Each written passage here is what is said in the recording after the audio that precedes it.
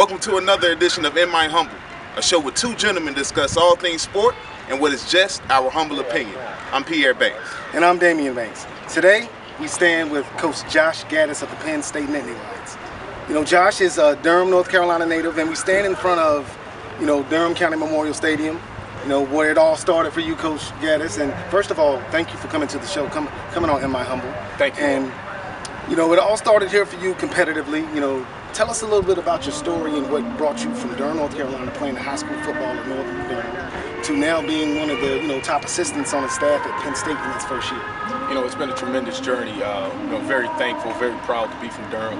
I remember as a child playing in this stadium, growing up, playing for Hope Coach Youth League, and then also playing my high school ball at this stadium. So this area, this city, means a lot to me. It's where I really developed a passion for football. It really shaped me, and I learned a lot of things that I continue to carry on in my coaching profession that I learned growing up in Durham. All right, Coach, now you've had a very interesting journey. Started out here in Durham, then moved on to an all-ACC performer at Wake Forest, and then you've had some All-Americans in your coaching experience. Done one heck of a job down at Vanderbilt with the Commodores, and now you're in Happy Valley. You've got 106,000 strong. Every Saturday, they're going to pack them in, and the expectations have never been higher. How do you deal with that? The expectations come with every job. You really go into every job trying to be the best at what you can be at every stop. But we've got a tremendous opportunity ahead of us. You're absolutely right. It's an unbelievable fan base, 107,000, one of the top facilities in the country, and a football program that shares one of the richest traditions in the country. There's not a lot of schools that can compete with what Penn State has to offer, but we're excited to go in that direction. I've been truly blessed along the way to been in some great places and work for some great coaches. I truly believe we've got the best head coach in the country in James Franklin. We have a great staff. We've got unbelievable chemistry among our staff, so that's always great to handle the expectations when you're all handling them together. It's an unbelievable opportunity we have in Happy Valley at Penn State. It's a great program. It's a great fan base. It's a great school. It's really an opportunity for us to go out and chase all our dreams on all the highest levels and, go compete for national championships as well as graduate our players and make them successful people in the community. And we're excited about what the future holds at Penn State. Now, we're going to get into the coaching aspect of things and, your specialty, so to speak. You've become sort of a wide receiver guru, at Western Michigan, producing an All-American wide receiver in Jordan White, and at Vanderbilt in Jordan Matthews. So tell us a little bit about how you coach the wide receiver position and the things you do to develop talent. I've been fortunate enough to coach the all-time leading receiver in the Mid-American Conference and the Southeastern Conference. But to say it was the drills, the fundamentals, the ball skills, I truly believe it comes down to the relationships I've had with those guys. I think one thing that you see in great coaches is they inspire, and the ability to reach and develop relationships with these young men to where they're going to go out and work extremely hard each and every day on the field for you. I think is a key ingredient to having success at the position, and having guys that love the game of football. I think that's a key ingredient to finding guys that love the game of football, that have a great work ethic, and really appreciate it and developing their craft. I've been very fortunate. I'm excited about the opportunity. As I said, I've coached two conference leaders. Now my next goal is to coach the all-time leading receiver in the Big Ten. Now, in addition to your duties as the wide receiver coach, you're also the offensive recruiting coordinator.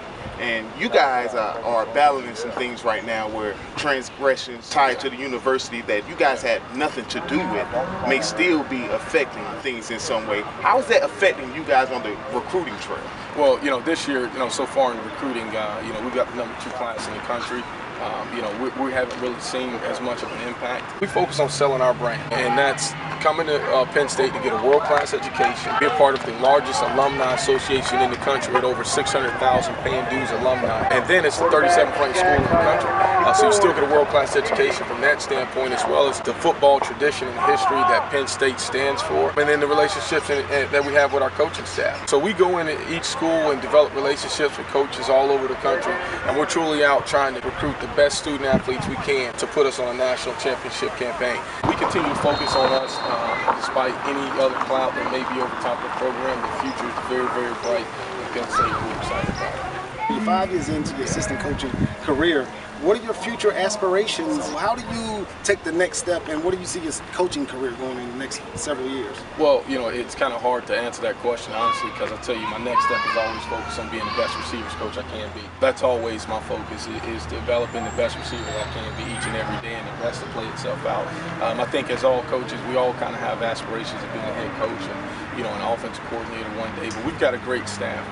I've got tremendous respect and loyalty to our head coach, Dan Franklin, just as much as respect and loyalty he has to me. So we kind of focus on the now from that standpoint. I would love an opportunity to be a head coach one day, but until that opportunity comes about, I'm going to continue to work each and every day to try to be the best receiver coach in the country, and that's my ultimate goal. How do you shape the way you guys run your offense and moving from the Southeastern Conference to the Big Ten?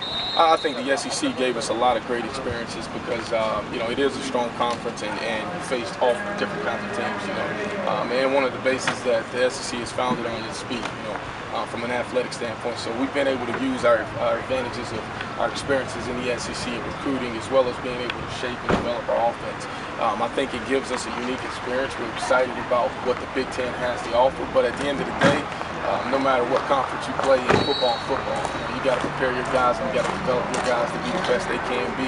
And we feel like we can go out and compete with any team in the country, no matter what the conference. So we're excited to be in the Big Ten, and we're definitely going to use all the valuable experiences we got from the SEC. Coach Gattis, thanks again for joining us. Wish you all the best, sir. Thank you, Coach Gattis. Thank you, guys.